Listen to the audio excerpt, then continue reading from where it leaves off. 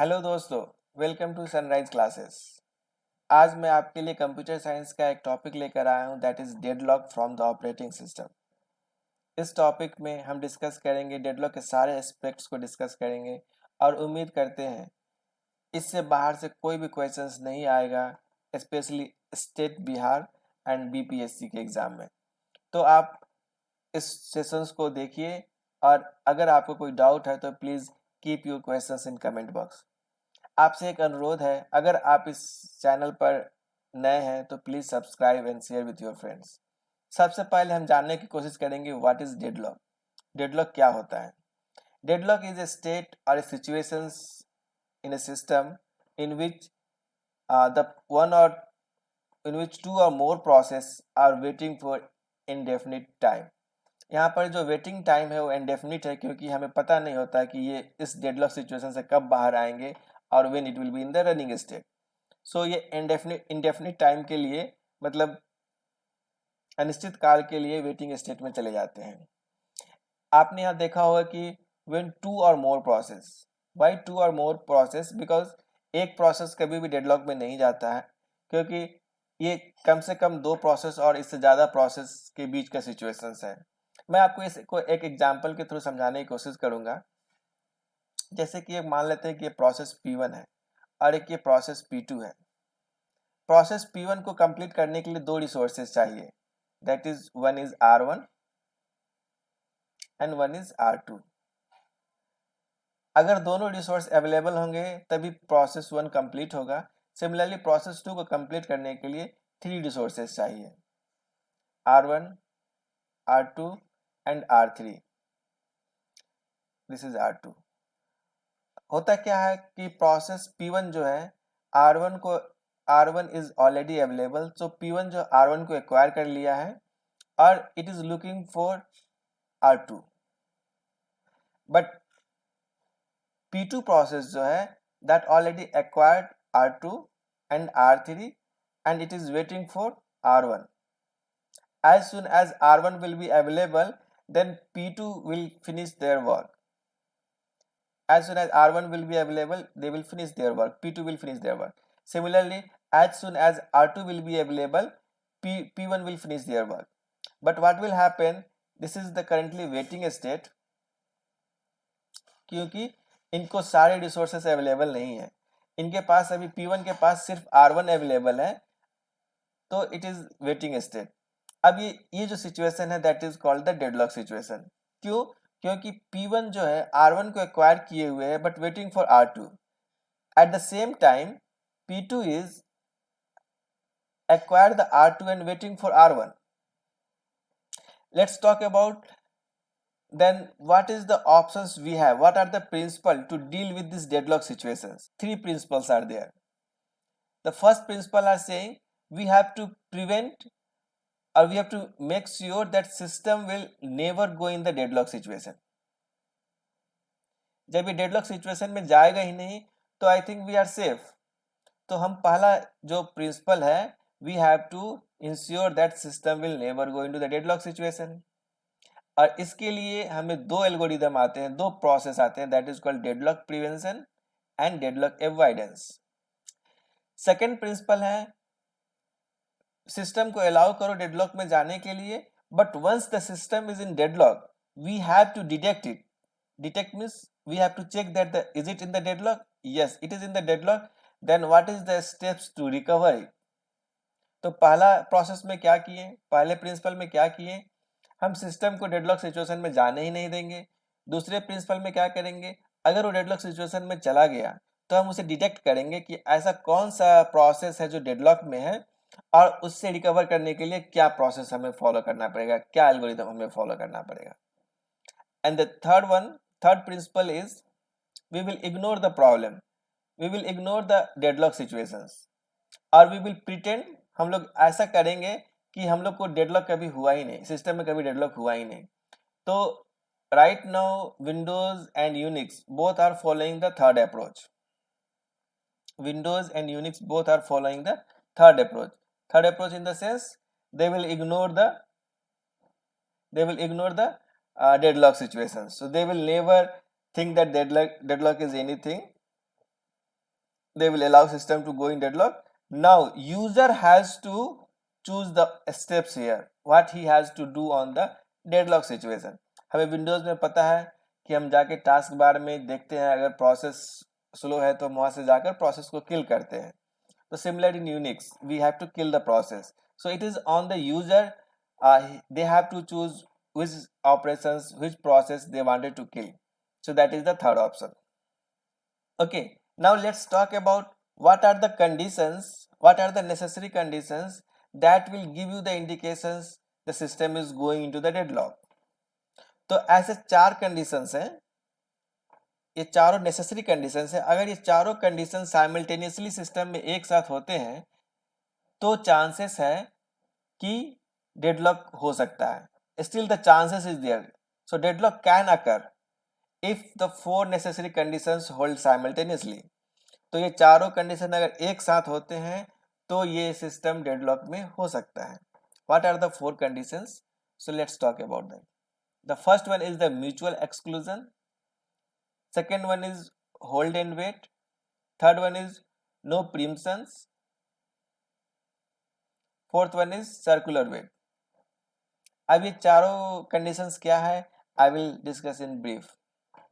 Mutual exclusion means, हमने जब ये डायग्राम देखा था इसमें आपने देखा था कि प्रोसेस P1 जो है R1 को एक्वायर किए हुए है और R2 का वेट कर रहा है. तो R1 को एक्वायर करने का मतलब है अगर P1 R1 को एक्वायर किए हुए है तो no one can access R1. So that is the mutually exclusion. तो डेडलॉक के लिए ये कंडीशंस होना चाहिए कि जो रिसोर्सेस है वो म्यूचुअली एक्सक्लूसिव हो. इस कंडीशंस को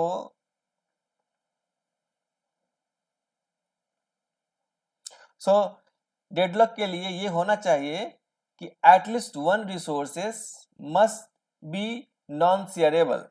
non shareable means it should be mutually exclusive. तो अगर P1 प्रोसेस उस रिसोर्सेस को एक्वायर किए हुए है, for example R1 is the mutually exclusive resources, तो अगर P1 इसको एक्वायर किए हुए है तो P2 इसको एक्वायर नहीं कर सकता है until unless P1 will not release the R1. So this is called the mutually exclusive. इसका अपोजिट क्या हो गया? शेयरेबल. तो अगर रिसोर्सेस शेयरेबल है तो एक ही टाइम पे P1 R1 को एक्वायर किए हुए है तो एक ही टाइम पे P2 भी उसको एक्सेस कर सकता है. So it means the resources shareable. तो नॉन शेयरेबल रिसोर्सेस होना चाहिए तभी डेडलॉक सिचुएशन होगा. Okay, I will give you the non shareable resources. जैसे प्रिंटर. प्रिंटर एक टाइम में एक ही प्रोसेस का प्रिंट आउट दे सकता है. अगर दूसरा process will send some output to the printer, printer will wait for the next process will wait for the first process to complete. So that is mutually exclusive resources or non-shareable. Shareable resources जैसे read only file. अगर कोई file है वो read only mode में है तो multiple process can read that file simultaneously. So that is the shareable resources. So I hope it is clear. Okay, let's talk about hold and wait. Hold and wait मतलब for example अगर हमारे पास process P1 है और उन्हें 2 resources चाहिए.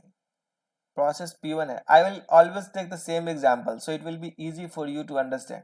सो process P1 है, उसे 2 resources चाहिए R1 and R2. R1 is available but R2 is not available. तो इस केस में क्या होगा? P1 has to wait. P1 has acquired the R1 and waiting for R2. So this is the situation hold and wait. So it is holding R1 and waiting for R2. तो अगर ये situation होगा तभी deadlock हो सकता है. Okay, let's talk about the no preemptions. No preemptions का मतलब ये हुआ कि अगर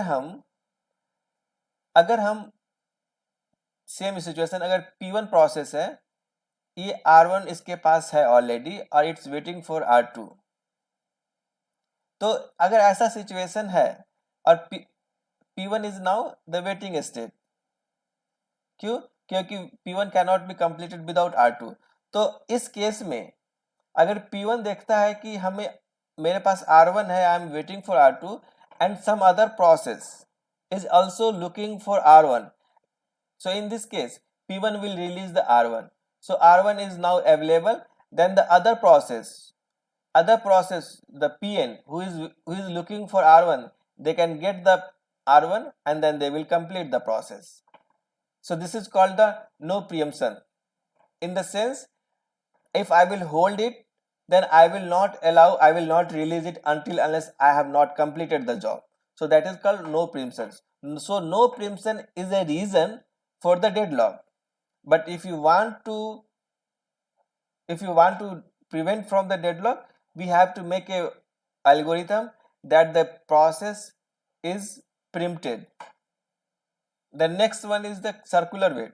Circular wait, we already discussed the situations. This is the circular wait. So circular wait, what is happening? P1 is waiting for R2 and R2 is already acquired by P2 and P2 is waiting for R1 that is already acquired by P1. तो ये एक circle हो गया है. So this is called the circular wait. We discussed that there are three principles to deal with the deadlock situation. The first principle is saying system will never go into the deadlock. So we will not allow system to go into the deadlock. So there are two approaches to do that. The first one is the deadlock prevention and second one is the deadlock avoidance. In deadlock prevention, what we are doing, we will ensure that at least one of the necessary conditions never hold. अभी हमने क्या पढ़ा था कि there are four conditions. If all the four conditions simultaneously occur in the system, then there is a chances that deadlock will happen. What are the four situations? So first one is the mutual exclusive, second one is hold and wait, third one is no preemption, fourth one is the circular wait. तो हम deadlock prevention में हम ये try करते हैं कि ये चारों सिचुएशन जो चारों कंडीशंस हैं it will not happen simultaneously. तो इसको हम कैसे करते हैं, quickly I will discuss it. For mutually exclusive की सिनारियो में हम कोशिश करेंगे कि most of the resources that is shareable. Okay, तो ये सिचुएशन नहीं होगा. But if some of the situations are still mutual exclusive, then we will try to not go with hold and wait. How it is possible? In hold and wait के लिए क्या चाहिए, हम पहले एक resources को hold करेंगे and then we are waiting for the other resources. But अगर हम इस एल्गोरिथम को फॉलो करेंगे कि ये सिचुएशन ना हो, तो हम क्या करेंगे, पहले ही चेक कर लेंगे कि हमें कौन सारे रिसोर्सेस चाहिए इस प्रोसेस को कंप्लीट होने के लिए. और अगर सारे रिसोर्सेस अवेलेबल हैं then only we will start the process. तो अगर P1 को स्टार्ट करने के लिए R1 चाहिए, P1 को स्टार्ट करने के लिए R2 चाहिए, तो जब R1 and R2 is already available then only we will start the P1. Otherwise we will not start the P1 process. So this is called the hold and wait. इसमें एक दूसरा conditions भी है. अगर P1 को start होने के लिए तीन रिसोर्सेस चाहिए, for example R1, R2 and R3, और ऐसा है कि R1 and R2 we will need first and then after some times we need R3. तो इसमें क्या करेंगे कि फर्स्ट R1 एंड R2 को एक्वायर करेंगे, we will go half of the process and then we will save the process and terminate the process. Again we will check R1, R2 and R3. If all the resources are available, then only again we restart the process P1. तो इस case में क्या हो रहा है, problem क्या है इस केस में? इस केस में for example P1 for half of the process needs R1 and half of the process they needs R2, but they will acquire R1 and R2 both at the starting of the process. So it's a resources wasting. So this is the problem with hold and wait. The next one is the no preemption. तो हम deadlock prevention में हम ऐसा करेंगे कि प्रीम्पशंस allow हो। इस case में मैंने क्या बताया था कि अगर P1 वेटिंग स्टेट में है और P1 के पास R1 रिसोर्स है और still looking for R2, then if this is the situations, then P1 has a choice, either he can release the R1 or he can wait for the R2. So यहाँ पर P1 ये decision कैसे लेगा कि उसे R1 को release कर देना चाहिए या R2 के लिए वेट करना चाहिए, ये चेक करेगा कि कोई दूसरा प्रोसेस जो ऑलरेडी वेटिंग में है क्या उसे R1 चाहिए। अगर हाँ दूसरा कोई प्रोसेस है जिसे R1 चाहिए तो R1 को रिलीज कर देगा, ताकि जो दूसरा प्रोसेस जो R1 का वेट कर रहा था it will be completed. So this is the no preemption. So no preemption conditions को हैंडल करने का ये सिचुएशन है कि हम प्रोसेस रिसोर्सेज को without completing the process we will release in the middle. Fourth step है सर्कुलर वेट। सर्कुलर वेट के लिए हम कोशिश करेंगे कि ये सर्कुलर सिचुएशंस ना हो। इस प्रोसेस में हम क्या जनरली करते हैं, I will quickly tell you. हम हर रिसोर्सेज को एक नंबर असाइन करते हैं। For example R1, R2 and R3 को हम एक नंबर असाइन करते हैं 1, 5, 7। और कोई भी रिसोर्सेज, फॉर एग्जाम्पल अगर कोई P1 प्रोसेस है, अगर वो एक नंबर के रिसोर्सेज को एक्वायर किए हुए हैं, then it can go only for 5 और 7। It is increasing order, that is called the linear. अगर P2 प्रोसेस है, ये only 5, he has acquired the 5 resources, then he can go for only 7. He could not go to the resource 1. So this is makes sure that it will not create a cycle. So it will be always in the increasing order. अगर increasing order में होंगे तो कोई भी resources ये इस जो graph बनेगा it will be not going to the cycle. It will not create the cycle. Now let's talk about the deadlock avoidance. Deadlock avoidance में क्या होता है कि हम कोशिश करेंगे कि सर्कुलर वेट का सिचुएशंस ना हो प्रोसेस और रिसोर्सेज के बीच में। ऐसा कैसे हो सकता है, अगर ऑपरेटिंग सिस्टम के पास पहले से इंफॉर्मेशन हो, in advance the information is there that each process how they are going to utilize the resources, कौन सा प्रोसेस किस रिसोर्सेज को यूज करने जा रहा है और कब यूज करने जा रहा है। अगर ये इंफॉर्मेशन होगा तो हम इस सर्कुलर वेट का सिचुएशन क्रिएट नहीं होने देंगे और system will be in stable state. To keep the informations about the resources and process, we are using the resource allocation graph. Resource allocation graph में हम मेक श्योर करते हैं कि कोई सर्कल क्रिएट ना हो, कोई साइकिल क्रिएट ना हो। So that is the deadlock avoidance process.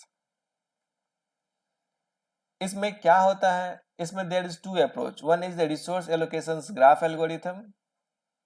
इस एल्गोरिथम में ये actually it will work only for one instance of each resource type. What it means, for example हमारे सिस्टम के पास सिर्फ एक ही प्रिंटर हो, ओनली वन, तो हर रिसोर्स टाइप का एक ही इंस्टेंस होना चाहिए, तब हमारे resource allocation graph will work. Otherwise the next algorithm is there that is called the banker's algorithm.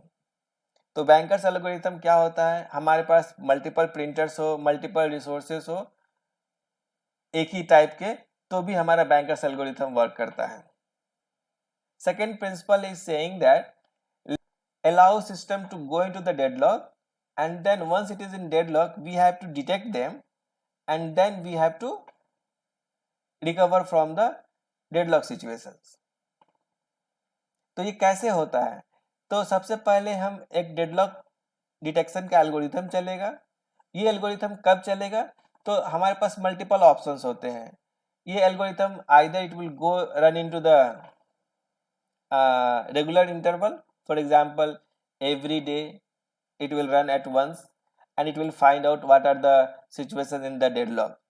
एक दूसरा ऑप्शन ये भी होता है, जनरली अगर सिस्टम डेडलॉक में चला गया तो उसका CPU utilization will go to like it will drop. So we can run one options like if it is going to 40% CPU utilization, then we will run the deadlock detection algorithm. तो first we will run the deadlock detection algorithm And once we will find the deadlock, then we can recover from these situations either by terminating some of the deadlock process or preempting the resources. So terminating some resources means we will see that some process is already acquired some resources and waiting for the other resources, so they will go and they will kill the process, so the resources will be free. Then the other process who is waiting for this resources, they can acquire it and they can complete it, so it will come out from the deadlock situation. What is the preemptions of resources? The same thing. If the any waiting process is there, they already acquired some resources and waiting for the other resources.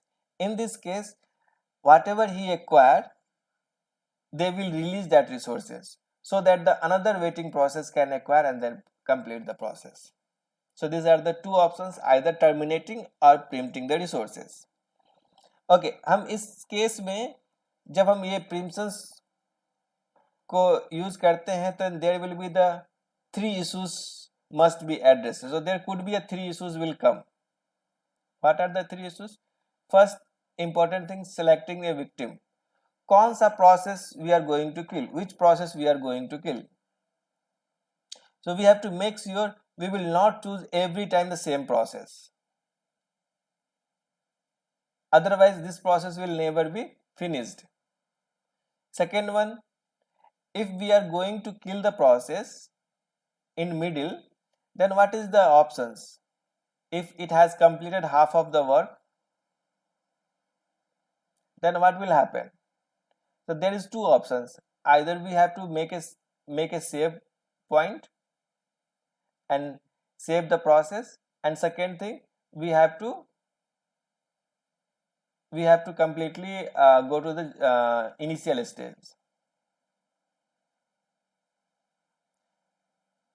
Generally what we are doing, we will kill the process, it will roll back to the zero state like initial state, and then it will restart again once the resources is available, because finding the save point in middle is very difficult. The third option is called the starvation. We have to make sure it will not go for the starvation. What it means? Starvation means भूखा, तो इसको जो resources चाहिए वो इसको मिल नहीं पा रहा है कंप्लीट होने के लिए, प्रोसेस को कंप्लीट होने के लिए, तो ये उस रिसोर्सेज के लिए भूखा है। और ये